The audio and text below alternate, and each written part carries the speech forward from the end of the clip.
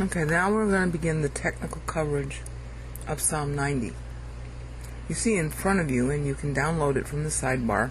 You'll have to download the fonts from BibleWorks.com. The link will be there too. You see in front of you Psalm 90 in the Hebrew. Isaiah really keys off every single thing about Psalm 90. He's answering it. It's almost like antiphony. Antiphony is where it's a sort of musical style, but it doesn't have to be musical, where one side says something and the other side answers. Isaiah 53 is a deliberate answer to how Psalm 90 gets done. And there are certain things that are in common with the way that Psalm 90 is written that Isaiah 53 also uses, so that's why I got to go through this so technically. The first thing you need to know is that Psalm 90 is written as a calendar of future years, and you'll see that down here at the bottom.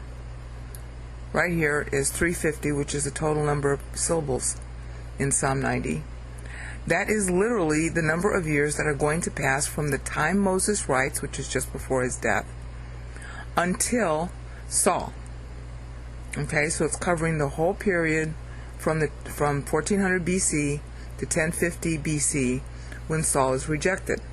Now, that means that the purpose, the metrical purpose, is being used as a calendar.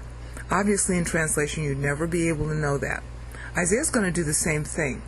So when you see this one and you see how Isaiah does the same thing, then you know it's deliberate. Okay?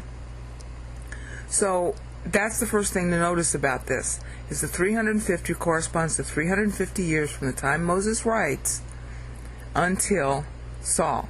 So the purpose, this is a doctrinal statement, it's not Bible codes. Bible codes people are wacko. This was the original thing that was done because the Bible was learned by the Old Testament people orally. There was a law that they had to get it read to them every 7 years. They were to memorize it and teach it to their kids and wear it on, around their head like the felon. Okay, that's what the felon signified. You're supposed to have the Bible in your head all the time. Okay, so the 350 was, the metric, to have the metric that way. A, it had more doctrinal value to give you, and B, it helped you know if you misremembered a verse. And frankly, the Hebrew is easier to remember than the translations are. It's real easy for me to remember Isaiah 53 in Hebrew. It's almost impossible for me to remember the translations. And when you try to memorize this in Hebrew, you'll see how apt it is. So God didn't really mean us to learn it in translation. But that's a sort of side commercial message. Let's just finish the point. The point is that Isaiah is going to do the same thing. Isaiah is going to start writing from the year that he's in, and he's going to give you a calendar of future history to Messiah.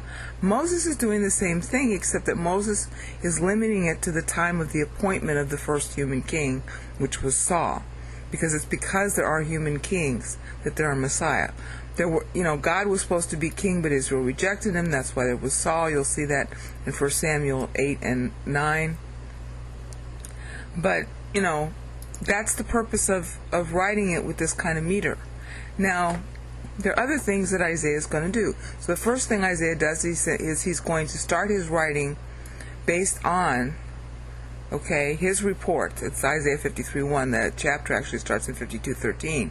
But Isaiah is going to start his report in 712 BC when he writes, and he's going to take you all the way to 37 AD. Distinction here is that Moses is writing in 1400 BC, and he's taking you all the way to the end of the Judges and Samuel to the time of the appointment of Saul. That's 350 years. Now, Isaiah is going to play off that, as I just explained. Isaiah plays off everything else, though, too.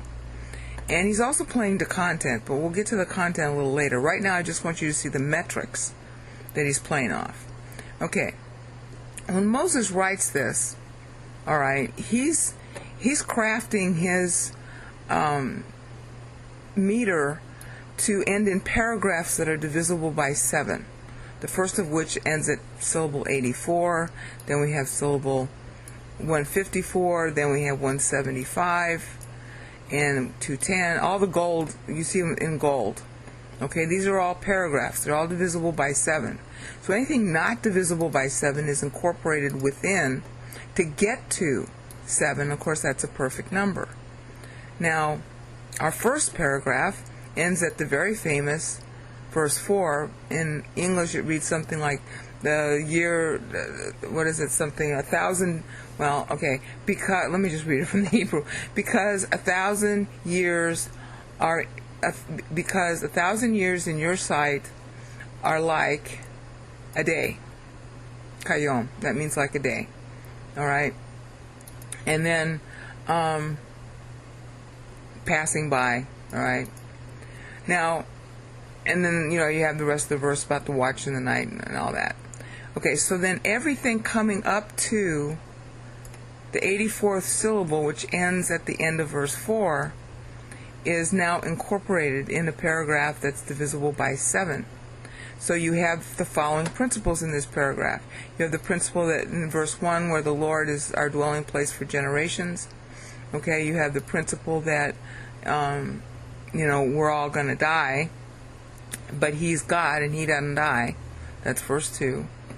And then, verse 3 is about how, we are going to be returned to dust. Very clever wordplay there. But I'm just trying to give you the overview at the moment.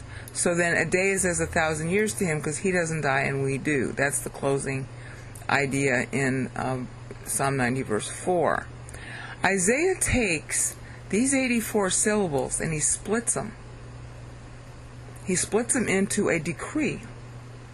He splits them into Isaiah 52:13 and 14, which is the decree to create Christ.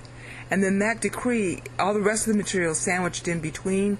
And in Isaiah 53:12, the climactic ending, where Christ inherits everybody, that's where he reserves and puts the remaining 42 syllables. Now Matthew picks up on this in his genealogy, so Matthew's using 42 generations, highlighting 42 generations, really the legitimate ones, in order to show that this was a decree of God, just like Isaiah said, just like Moses is basically saying here in Psalm 90, verse 1 through verse 4. So Isaiah splits the syllables. And then as you read the content of Isaiah 52:13 and 14, and you read the content of Isaiah 53:12, you'll realize that Isaiah is literally answering Moses here. All right? How is it that, the question is, God is our dwelling place for all generations. Okay, how is that? That's why Isaiah is always talking about generations and birthing. His whole style, it uses the min preposition, which is a birthing preposition. He's always about birthing and up to God and up to God. Well, he's getting it from Moses, because Moses is talking about, like right here, where is it? Return to dust. This is God decreeing your death. Return to dust. Adam. Dust and Adam. It's a play on Adam. It's a play on earth. All right. And then where is it? Is it in the other one?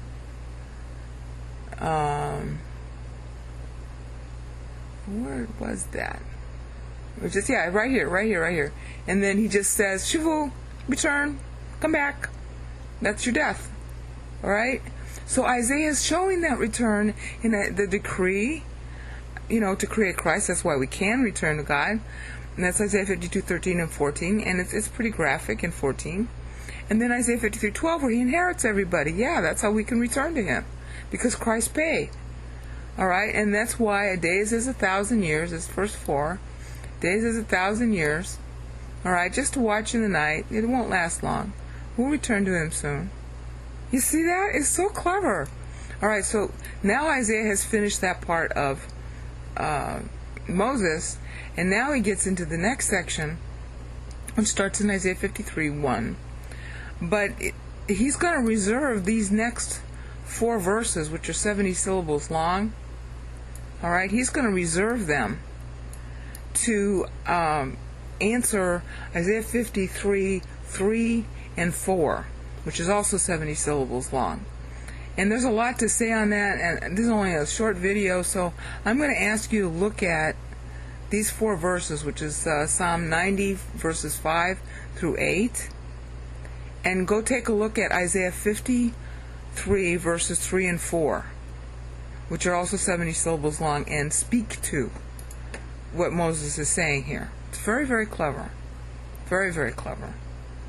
Okay, the next section in Isaiah that he takes from Moses is right here, which is 56 syllables long. Okay? And it looks like he's using Isaiah 53, 5 and 6 to answer Psalm 90, verse 9 and 10. He's also using the same number of syllables, so it's very bald. Okay?